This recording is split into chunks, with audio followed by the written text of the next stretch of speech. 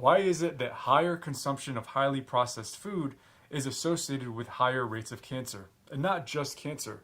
This recent study looked at 10,000 people and found that those who ate more highly processed food had higher rates of cognitive decline, which includes things like dementia and Alzheimer's disease. Now, in this study that was just published the other day, they looked at almost 200,000 people, and the study showed further evidence that highly processed food is leading to higher rates of cancer.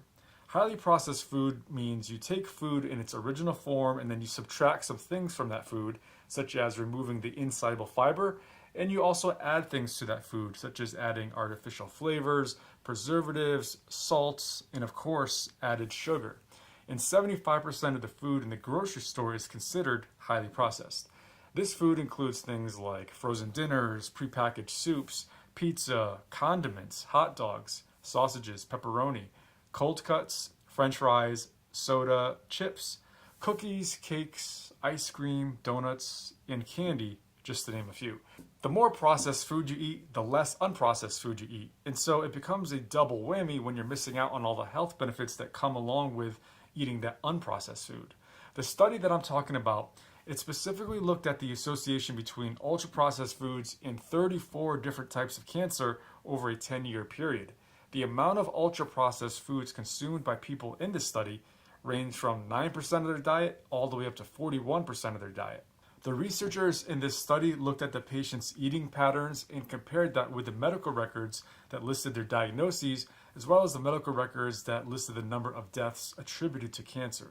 Now, each 10% increase in ultra-processed food consumption was associated with a 2% increase in developing any type of cancer and a 19% increased risk for being diagnosed with ovarian cancer. Also, for each additional 10% increase in ultra-processed food consumption, the risk of dying from any cancer increased by 6%, while the risk of dying from ovarian cancer increased by 30%. In this study, the people who ate the most amount of ultra-processed food were younger and were actually less likely to have a family history of cancer. This study further adds to the already large pile of evidence, actually over 100 studies now, that higher consumption of ultra-processed food in the diet is associated with higher rates of metabolic syndrome, obesity, type 2 diabetes, heart attack, stroke, fatty liver disease, dementia, depression, inflammation, and yes, cancer. In fact, a 2022 study examined the diets of over 200,000 people in the United States for up to 28 years, and they found that there was a link between ultra-processed foods and colorectal cancer.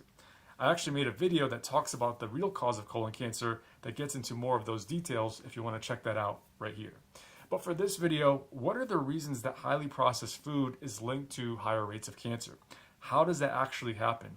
Before we get to talking about the food that we're eating, it's also important to know that there are many chemicals or molecules in our environment that make us more prone to cancer. For example, PFAS, or polyfluoroalkyl substances, are a class of more than 5,000 human-made molecules found in a variety of everyday products, including plastic, non-stick cookware, and more.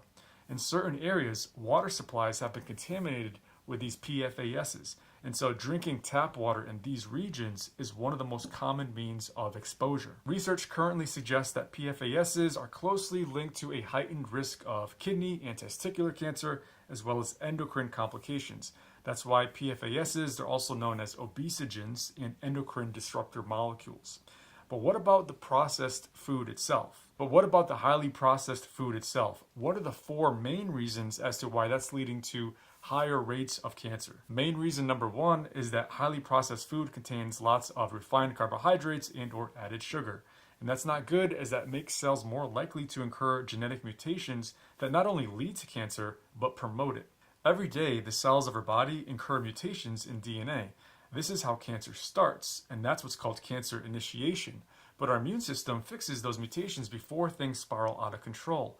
That spiraling out of control is called cancer promotion, and that's the real issue because that's how it spreads and grows. And guess what highly processed food does? It feeds those mutated cells exactly what they need to thrive.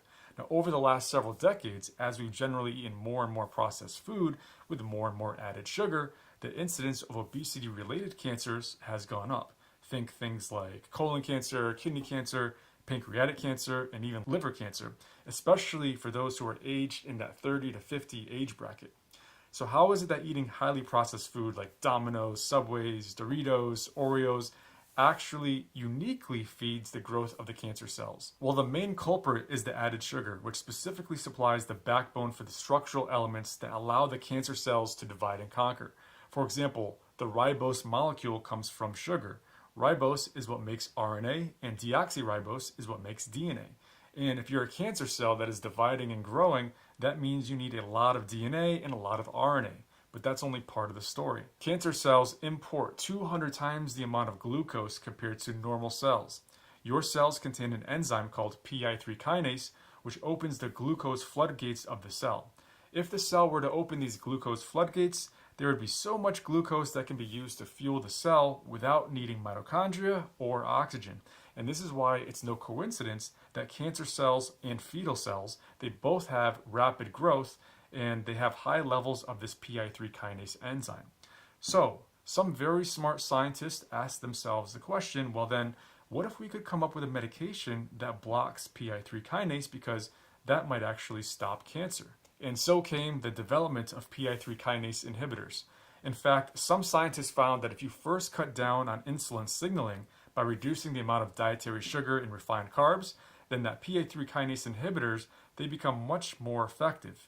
Insulin drives cancer cell growth because it's how the glucose gets into the cell in the first place. You can think of insulin as being the key to the door, and PI3 kinase determines how wide you can swing that door open.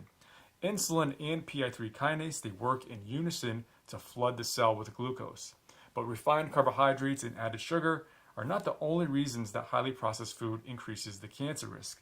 The lack of fiber is a big contributor as well. So main reason number 2 is that highly processed food is low in fiber. Most people, on average, consume about 10 to 15 grams of fiber per day, but the ideal is 30 grams per day. And why is fiber so important when it comes to preventing cancer, especially colon cancer? For one, fiber in effect counteracts the effects of sugar.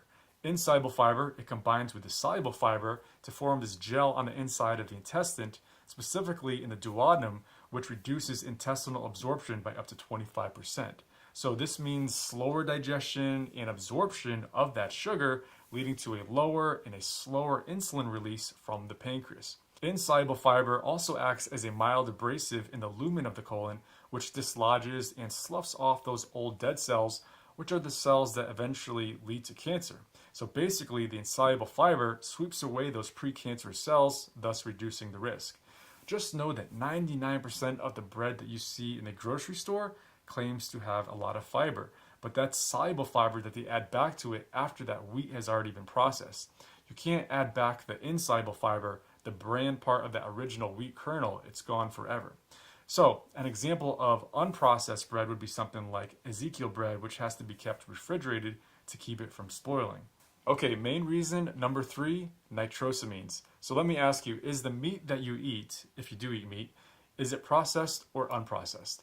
It's estimated that for every 50 grams of processed meat consumed per day, the risk of colorectal cancer rises by about 16%. Long-term consumption of processed meats is strongly correlated with an increased risk of colon cancer, especially for the left-sided part of the colon, so the left-sided tumors, mainly because processed meats contain nitrates and nitrites. Nitrates and nitrites are the preservatives in cured meats like bacon, salami, sausages, pepperoni, hot dogs. They prolong a food's shelf life and they give it an attractive hue, but here's the problem.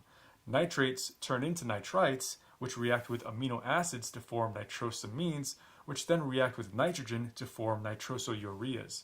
Nitrosoureas are among the most potent carcinogens in existence, and they're associated with virtually every cancer of the GI tract, not just the colon. This is why nitrates and nitrites are classified as group 1 carcinogens, placing these foods in the same risk category for cancer as cigarettes and alcohol, and even asbestos. Okay, main reason number 4, trans fats.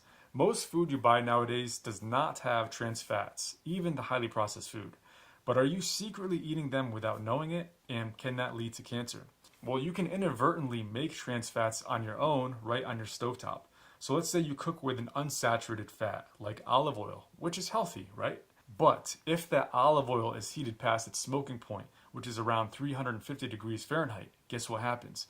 That olive oil molecule is easily converted from a cis to a trans fat. There's actually a 2019 study where they fried some falafel in canola oil at these very high temperatures, and then they mixed that oil into rat feed. The rats that were fed the fried canola oil diets had a higher incidence of gut inflammation and colon tumors compared to the rats who ate canola oil that was cooked at lower temperatures. So just know that different unsaturated fats, they have different smoking points, and be aware of the smoking point of the oil that you're cooking with so that you don't inadvertently convert that to a trans fat. And then there's something called PAHs, which is not necessarily processed food related, but it's related to char grilling food, especially char grilling meats. And that's something that can lead to cancer as well, which I talk more about in this video right here.